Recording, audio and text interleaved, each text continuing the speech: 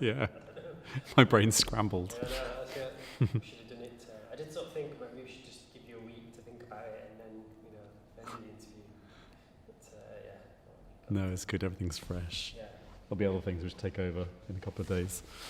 Go and try something else. Well, I've got to have a meeting. I'm making a piece for CiN2092 starting in April. So a meeting. Do you know Alt J, the band?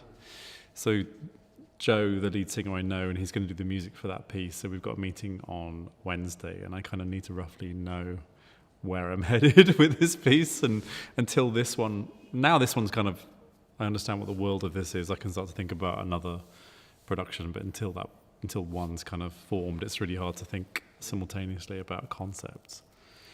So we'll meet next week in London, and then I meet CiN2092, have a chat through the organisation about what we're planning. But I was about to go into a kind of research for my own company, but we didn't get our funding, so we're reapplying. But actually, there's 3 weeks in February we were going to work, which are now emptied out. So actually, I'll be at home. I'll be around for all the admin catch up, website updating and all that other stuff. So tell me, how's it been? It's been many things. It's been great. It's been a real eye-opener, like a real shift, a real learning curve, I suppose. Just understanding not just about the piece, but more about the process, how to work, what people's needs are, what attention spans are like, how I manage that, how I manage conceiving something which doesn't yet exist, and trying to set about finding the right creative tasks which are going to develop something which then in turn inspires me and can help me conceptualize, if that makes sense. So it's a bit of a to and fro of feedback. So until things emerge in the studio which have got some kind of traction, it's hard to move forwards. But I have to kind of move forwards anyway because we don't have so long. We have long throughout the year, but I wanted to get enough established now that they can rehearse it without me. And in September we can kind of move on and think about how these things work together as sections into a whole. How have you found the creative process with them? I think so my nervousness or my lack of experience before coming here was maybe around communication and what that might be like for different people. So whether the way I explain things, the words I use, or touch or demonstration might not be the most useful way for some of these people to engage.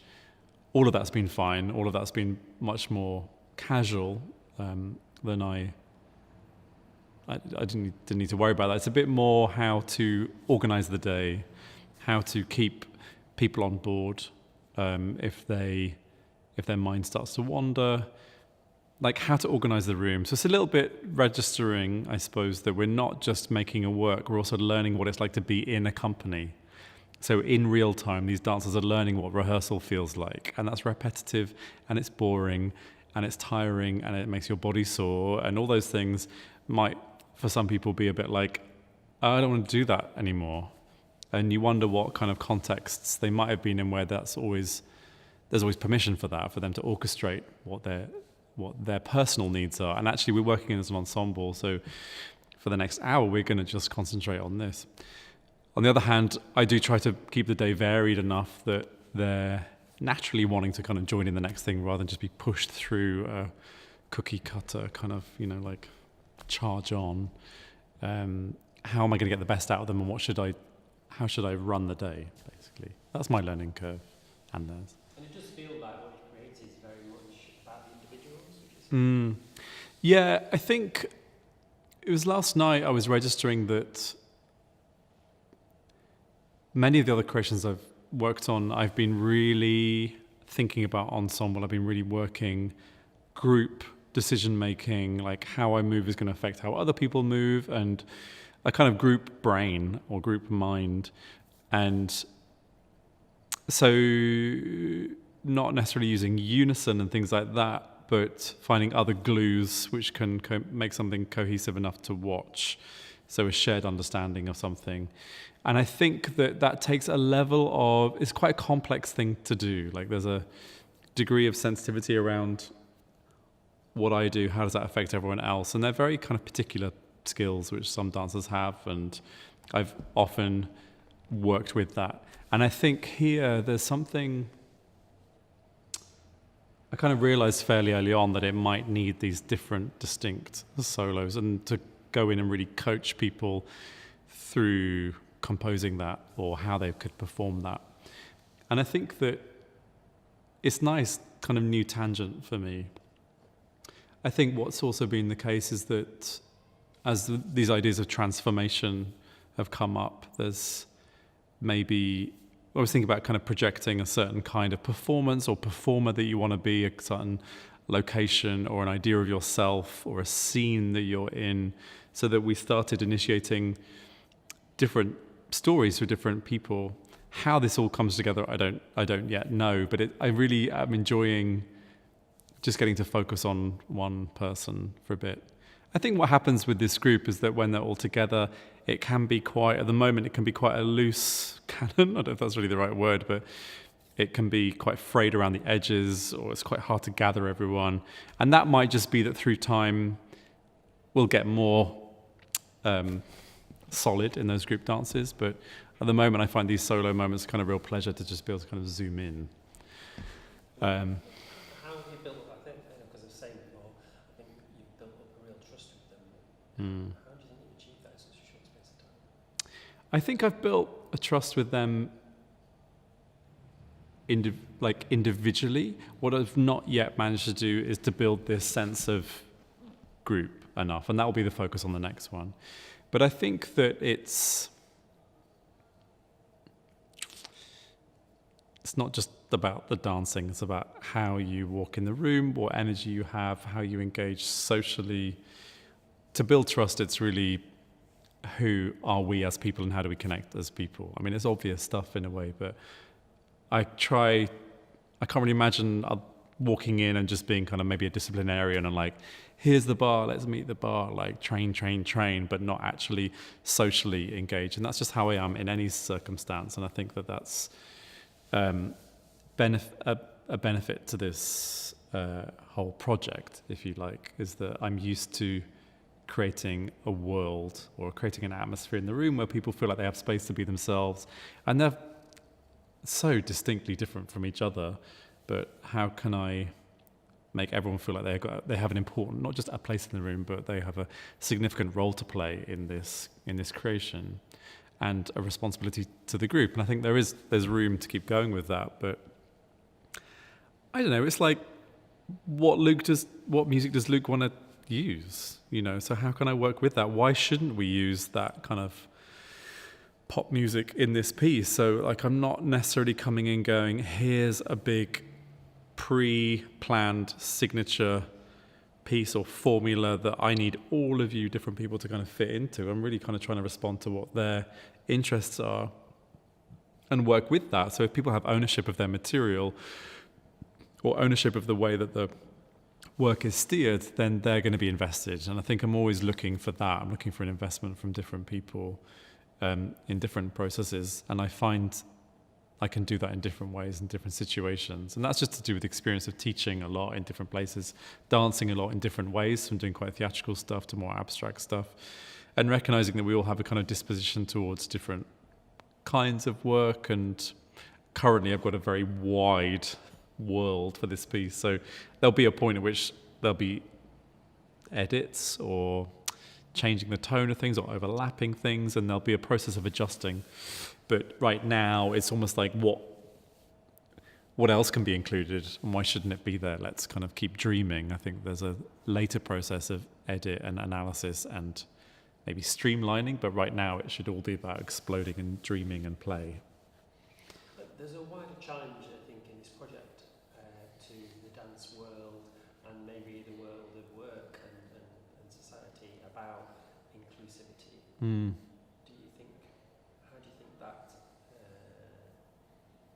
What do you think about that challenge? I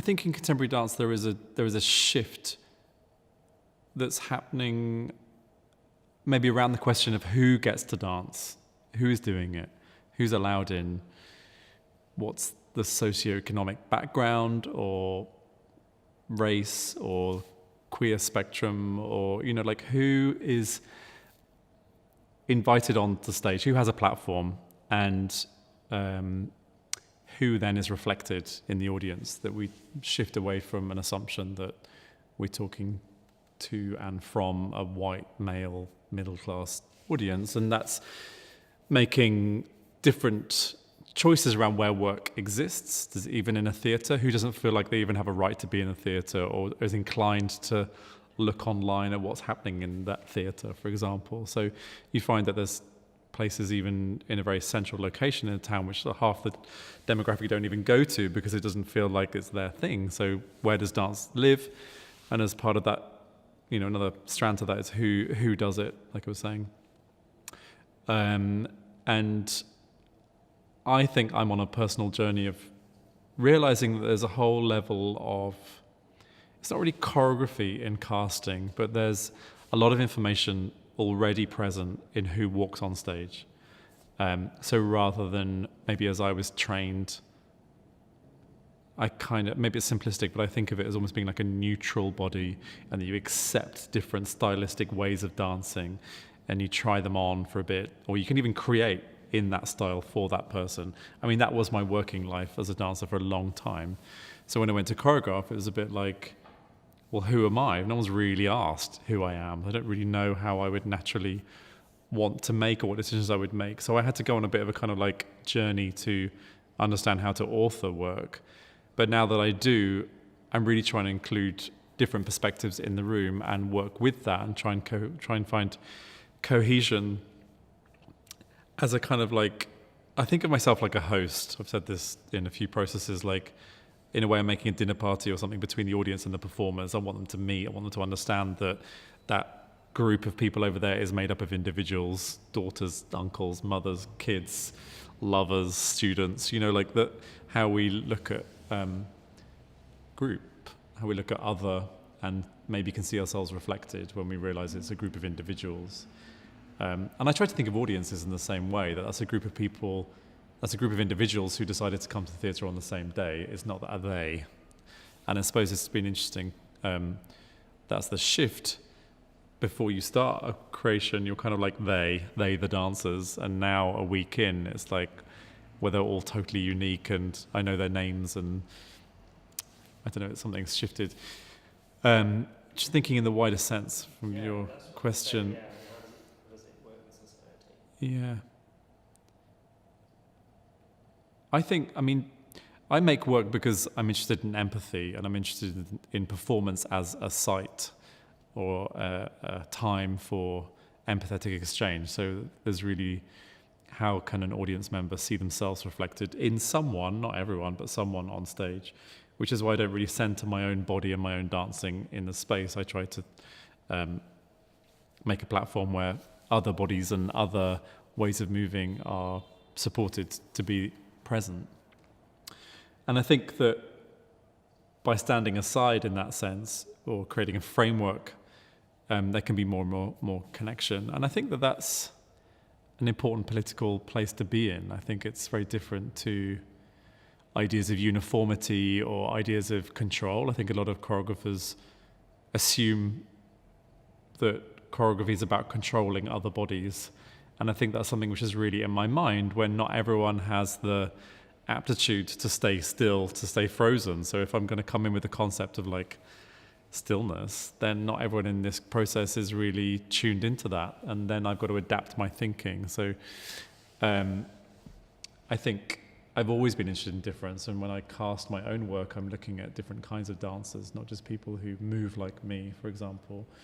And I think that that's something I want to put in the world. So rather than reinforce ideals around the hot athletic body and the awe-inspiring dancer, which an audience is like enthralled by because they're so other in that sense, it's how can we find a common space, or find the remarkable, the extraordinary in the detail of how someone is able to open up in front of us or be present with us. And I think that performance, specifically dance, asks for that level of concentration when other art forms, which are maybe more language-based, for example, are pushing information. I think this is something about kind of witnessing a presence or an energetic exchange. And I think that there's fewer and fewer spaces for that. Maybe religion had some part of that and still does for some people, but less and less is there that opportunity for focused space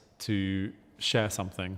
And that's what interests me. And I think that it's every day that feels more important in the world, or rare to have that space. I've kind of answered your question, but I just kind of needs more time to percolate. No, that was good. I'm just wondering if there's anything you can say about... I mean, it makes me think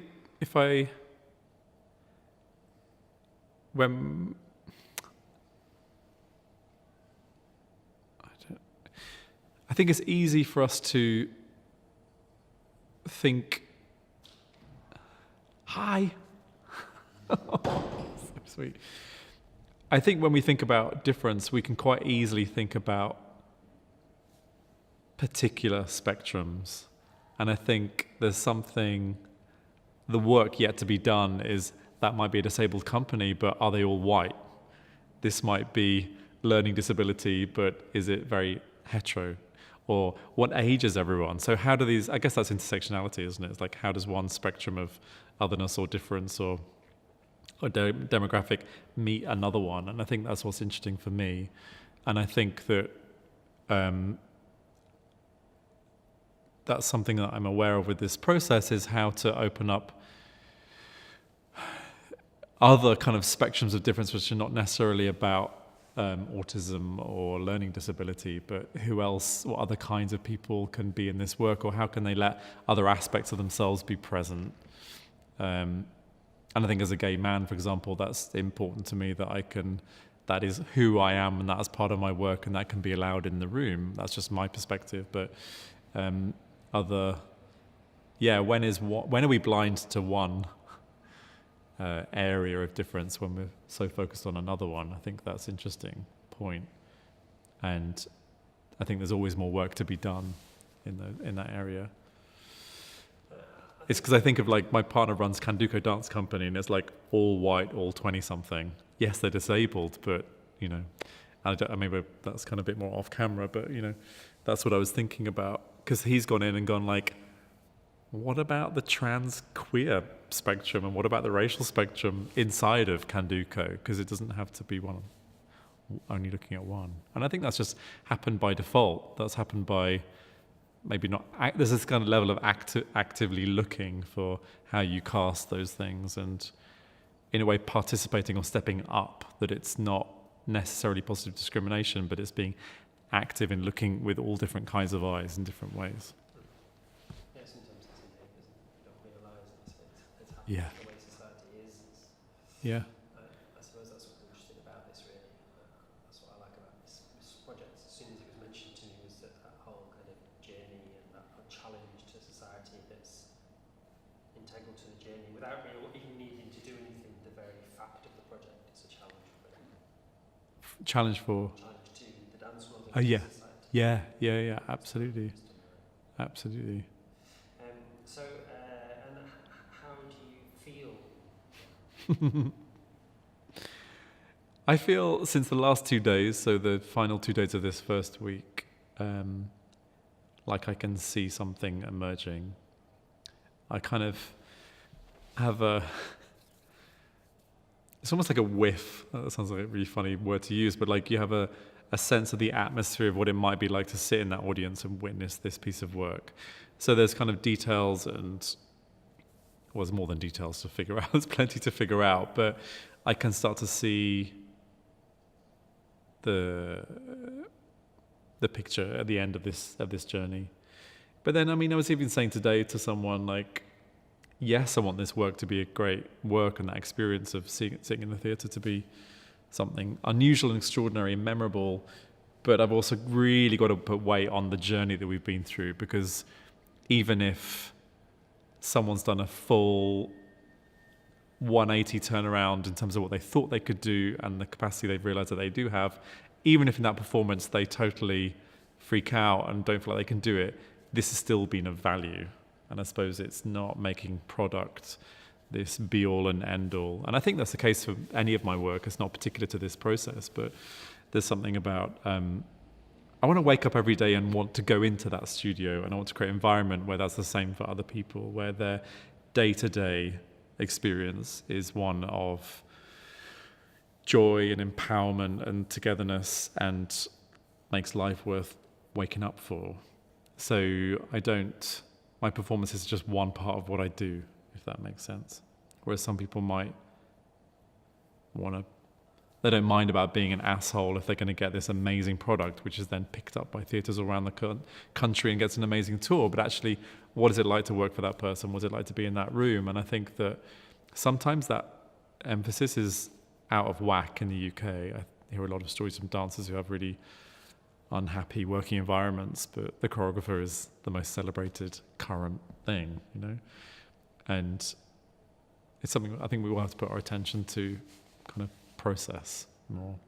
I don't feel like we've got a lot of time, but I do feel like I just want to highlight sort of 2 or 3 of the journeys. Yeah. If that's okay.